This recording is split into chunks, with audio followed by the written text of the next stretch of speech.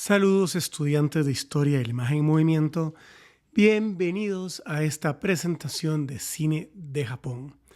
Particularmente una de las presentaciones que más me gustan de este curso, porque bueno, es un pretexto para hablar del cine asiático en general, empezando pues por el país del sol naciente. Por eso he subtitulado la presentación La apropiación del lenguaje cinematográfico en Asia.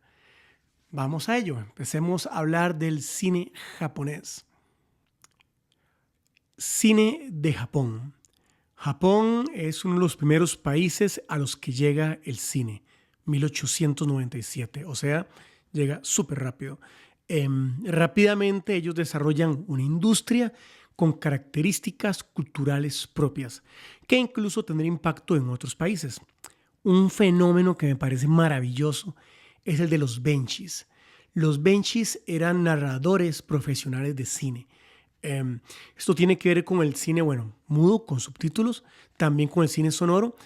Con la llegada del cine sonoro, los benchis lo que hacen es que van contando la historia e inclusive hacen las voces de los personajes para que la gente lo entienda.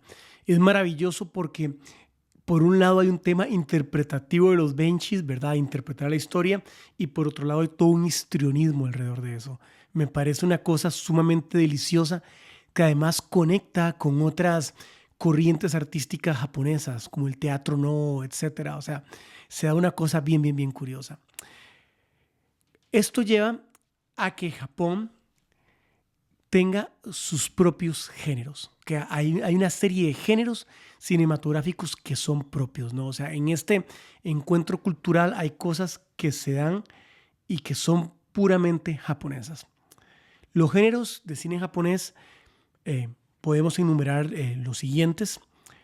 Anime, es lo que todos hemos escuchado, que son básicamente producciones de animación japonesa que están originalmente basadas en novelas gráficas. Yo creo que esto es lo más común, lo hemos escuchado todo el tiempo, ¿no? En novelas gráficas como manga. Y esto es muy importante, no necesariamente para niños. Pongo de ejemplo Ghost in the Shell. O sea, es una animación que no es para niños, y en este sentido es un tipo de cine que, bueno, ya está mejor comprendido, pero que ruptura muchísimo con la comprensión occidental de los dibujos animados. Luego podemos hablar de lo que se conoce como Hirai Heki. Ahí discúlpenme por mutilar el japonés, no tengo ni idea cómo lo estaré pronunciando. Estas son básicamente películas épicas de época, de lo que se conoce como el periodo Edo, que es esta época de samuráis, ¿no? Esto es el cine propiamente de samuráis, Chambara, clásico ejemplo, Los Siete Samuráis, pero básicamente es cualquier película que ocurra en este periodo y que son épicas. Por eso es que generalmente son eso, Chambara, cine de samuráis, pero pueden haber más variaciones. Está lo que hemos dado a conocer como J-Horror, que sería Japanese Horror, que es cine de terror, pero el cine de terror japonés es muy curioso y realmente revolucionó la forma de entender el terror en Occidente. Es un terror más de carácter psicológico y de tensión. Fantasmas, poltergeists, tienen un carácter diferente a lo que entendemos en Occidente. Es que en la tradición japonesa los fantasmas están normalizados. Entonces, claro, los fantasmas en realidad tienen una característica diferente, tienen que ver más con el mensaje, con lo que vienen a transmitir, es más esa tensión. Un maravilloso ejemplo es Ju-On, que bueno, es una película y que da pie a una serie más de películas y que recomiendo ver. Luego tenemos el famosísimo cine de kaijus, o el kaiju, que son películas de monstruos gigantes, ¿ok? Esto pues claramente está ligado pues a la historia de Japón como la primer sociedad post-holocausto nuclear que existe. Entonces, claro, es fácil interpretar este cine de monstruos como estas pesadillas de esta sociedad que vive el holocausto nuclear, este temor a otro holocausto que arrase nuevamente. Y, pues no hay que decirlo mucho, el ejemplo, que además lo tenemos en pantalla, Godzilla. Este es el cine de kaijus, el cine de monstruos gigantes. Luego un cine muy interesante, a mi parecer, el Pingu Heiga, que es básicamente cine erótico. Pingu Heiga se traduciría más como cine de mujeres, esto es bien interesante, pero las tramas, aunque es cine erótico, son tramas oscuras, con estéticas muy cuidadas y temas sociales. O sea, no es cine pornográfico, es otra cosa. O sea, está ahí en el límite. Aunque es sexo explícito en muchas de ellas, en muchas hay sexo real, juega con otra cosa, inclusive juega con la repulsión. Casi podríamos decir que es un tipo de representación de la sexualidad que a veces entronca eh, con cosas como la danza buto. O sea, hay una cosa ahí de atracción-repulsión. Por norma, presenta una especie de emancipación femenina. Los personajes femeninos se emancipan a través del deseo o se empoderan. Es complicado. O sea, realmente es un cine que abre la puerta a mucha discusión, ¿no? Es como entre la misoginia y la emancipación femenina. Es una cosa muy rara. Eh, un ejemplo clásico y del que se ha oído hablar mucho es El Imperio de los Sentidos, que además está basado en un evento real. Pero hay mucho más cine Pingu Heiga para conocer. Luego, esto es re popular, el cine de yakuzas, el cine de mafia japonesa. Un ejemplo, The White Tiger Tattoo, y bueno, también infinidad de películas de este tipo a los que podemos referirnos. No se puede hablar de cine japonés sin referirnos a Akira Kurosawa. Akira Kurosawa, para muchos, el shogun del cine japonés, bueno, un maestro. O sea, su obra influenció el fenómeno del spaghetti western en Occidente. O sea, las películas de Sergio Leone están claramente inspiradas por él. O sea, es increíble su impacto. Y además su cine catapulta a su actor fetiche, Toshiro Mifune, que es simplemente fabuloso. Sus obras van desde historias de samuráis hasta cine de yakuza, películas íntimas y reflexivas sobre la condición humana. De verdad, o sea, el cine Kurosawa es esencial. Tiene una gran producción, pero hay obras que son imperdibles. Como les pongo ahí, toda su obra es imperdible, pero yo destacaría Ram, que es una adaptación del Rey Lear de Shakespeare en el entorno, en el periodo Edo japonés, maravillosa. Hay una característica interesantísima. Él hacía acuarelas de algunas escenas claves. Y cuando uno ve las acuarelas y ve la obra, uno dice, wow, es que es lo que él tenía en la cabeza. Rashomon es una obra tan importante que da pie a algo que se conoce popularmente como efecto Rashomon. Y bueno, del que veremos si llevan guión cinematográfico conmigo, si llevan guión conmigo, pues hablaremos del efecto Rashomon. Sueños, una película maravillosa, 8 cortos increíbles, la pueden ver íntegra en YouTube. Muchas de las películas que voy a mencionar encontré links que pueden ver, que están en el campus virtual. Y bueno, yo recomendaría, por supuesto, Dersu Salah, que fue una película que marcó mi vida. Dersu Salah es una película, fue la primera película de Kurosawa que vi y me abrió la cabeza a una estética y a una narrativa totalmente diferente.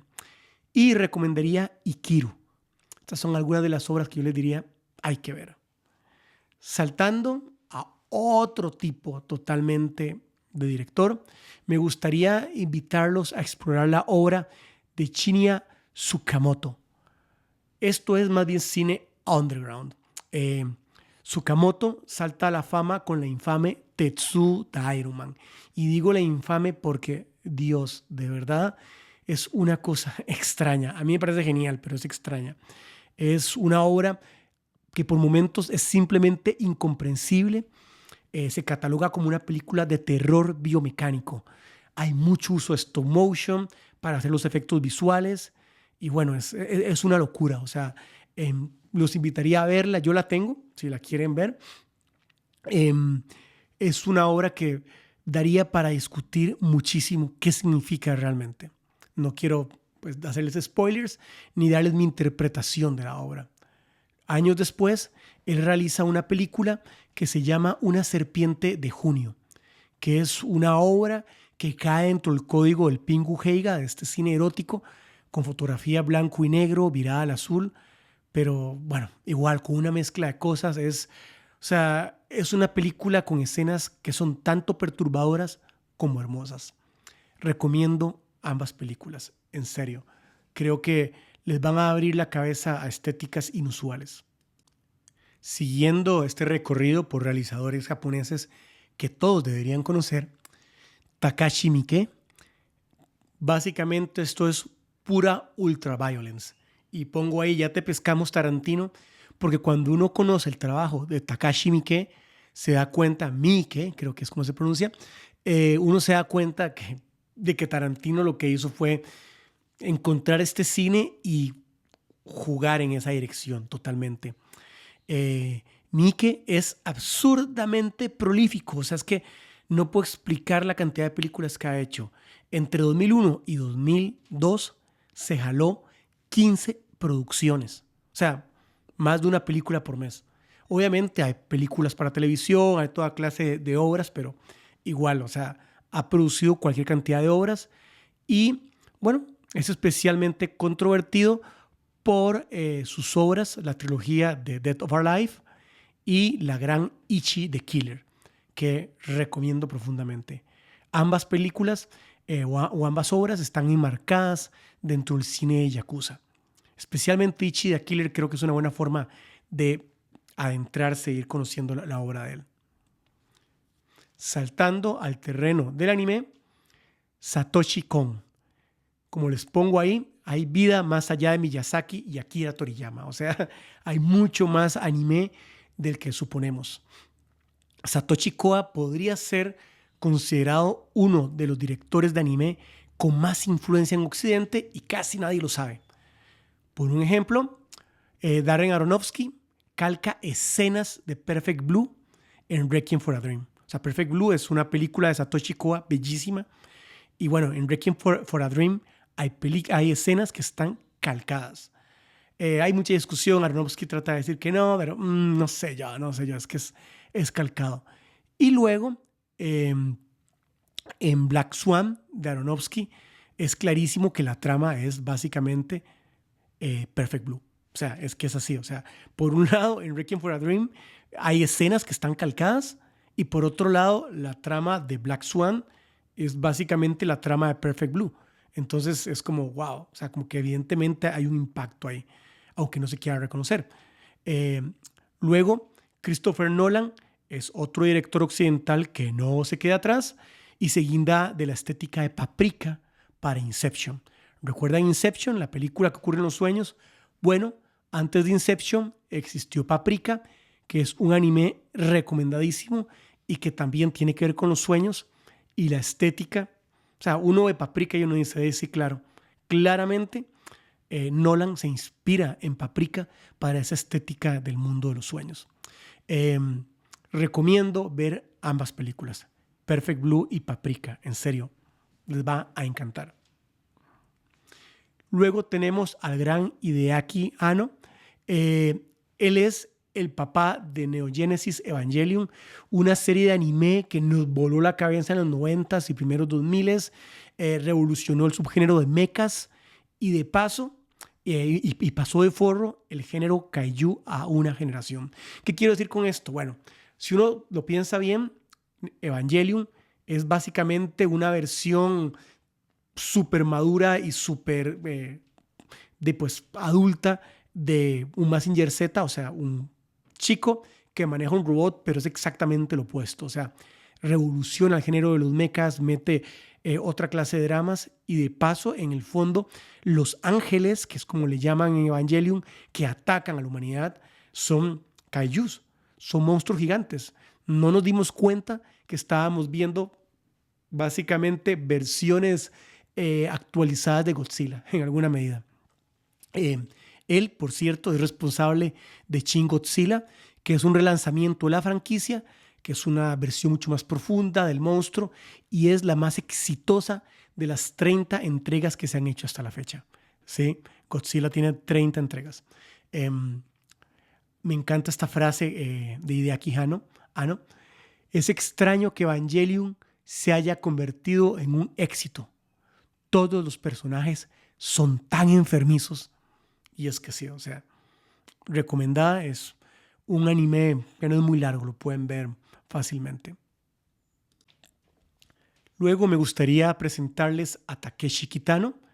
Él fue primero actor, participó en una película muy reconocida, bueno, es un clásico, Merry Christmas, Mr. Lawrence, donde comparte la pantalla con más ni menos que David Bowie. Es un peliculón, es súper interesante. Y bueno, se le considera uno de los renovadores del cine japonés, junto a Takashi Miike. Ha dirigido drama, comedia, historias de yakuza y de samuráis. Su versión de Zatoichi es para mí una buena película para conocer su cine. De verdad, Takeshi Kitano, Zatoichi. Luego, antes de pasar a otras áreas de Asia, me gustaría recomendarles el cine de Hideo Nakata. Esto es súper interesante en el contexto en el que ocurre.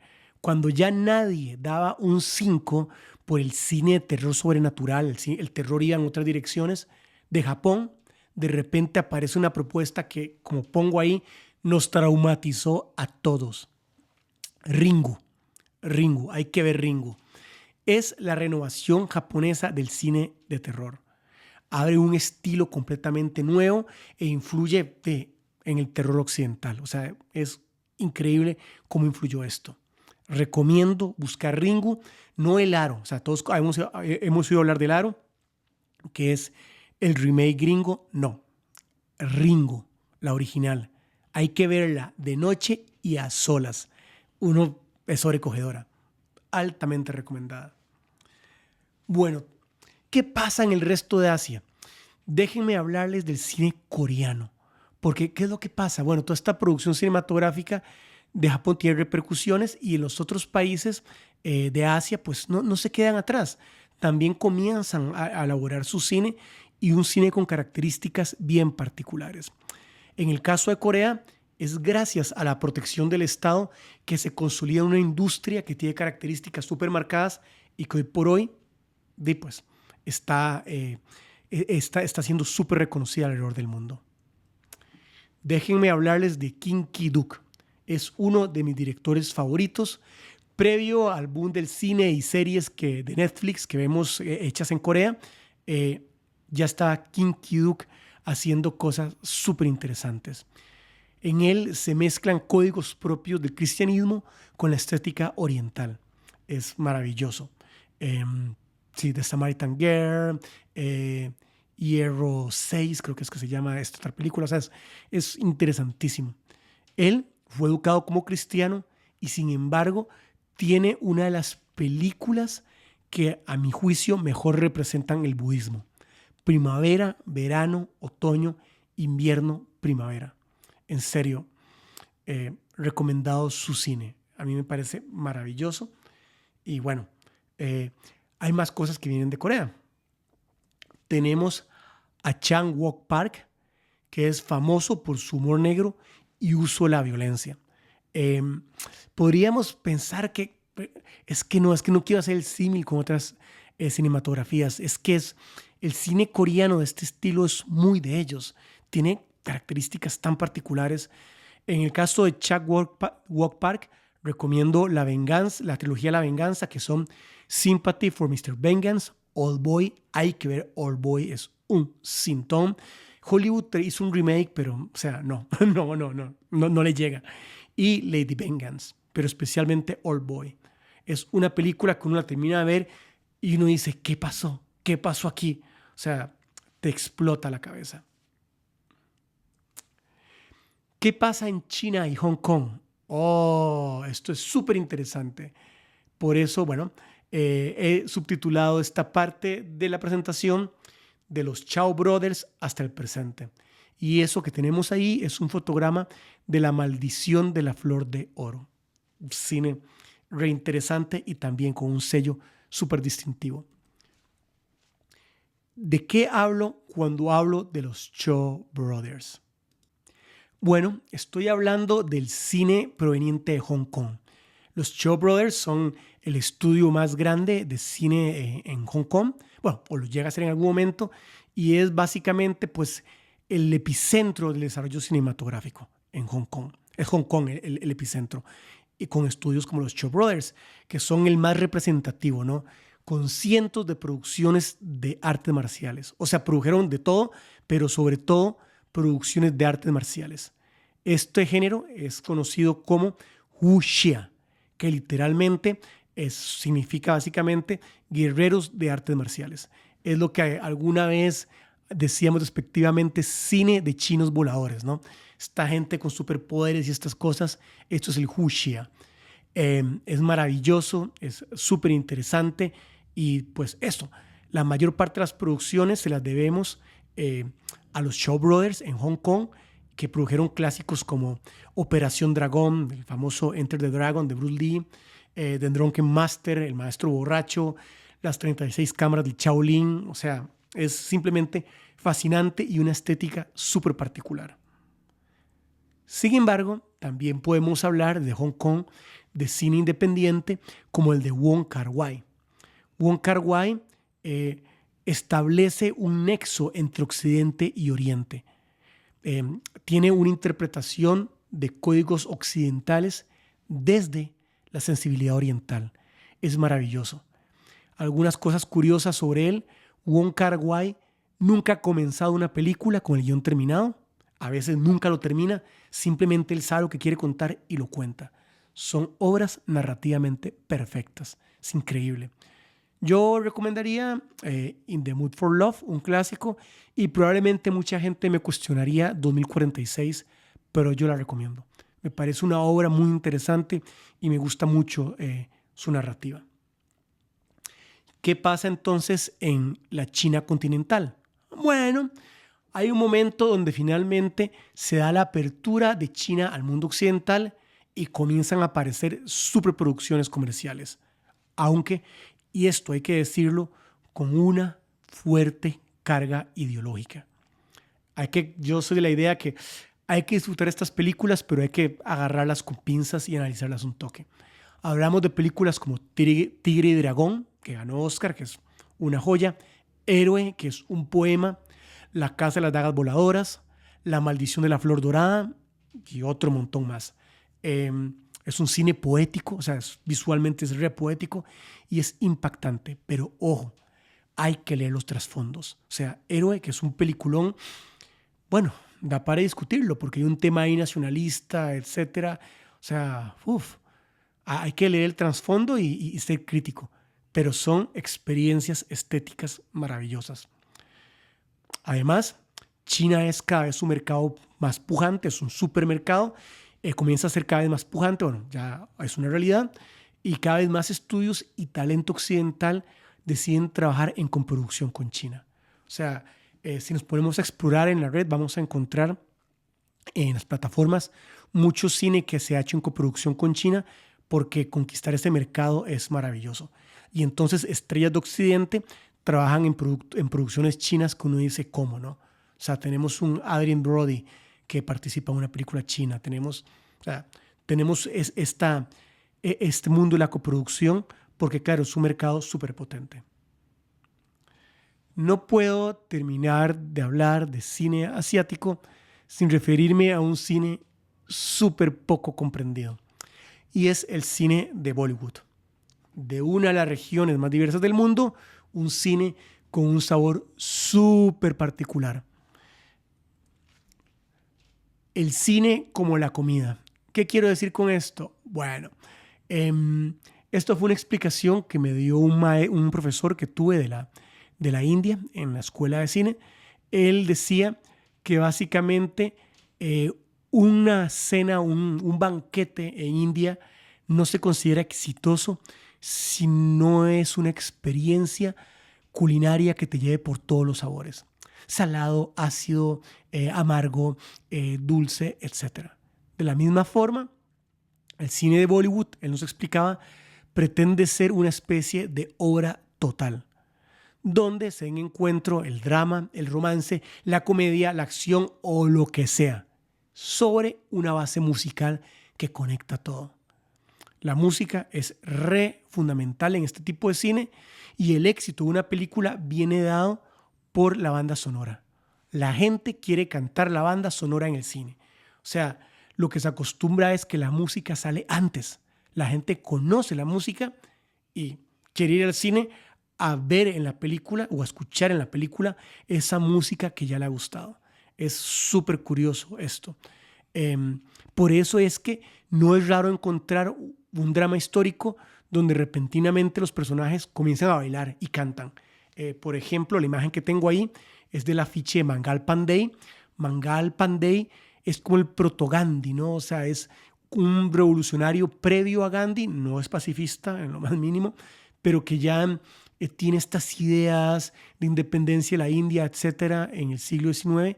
Y entonces, claro, uno está viendo esta película protagonizada por Amir Khan y es un drama histórico, pero de repente bailan y cantan y uno dice, ¿qué es esta cosa? Bueno, en el cine indio eso tiene sentido. Tiene sentido este tipo de cosas. Yo recomiendo para acercarse a este cine 3 obras. Todas, además, protagonizadas por Amir Khan, que probablemente es uno de los actores más polivalentes del cine de la India.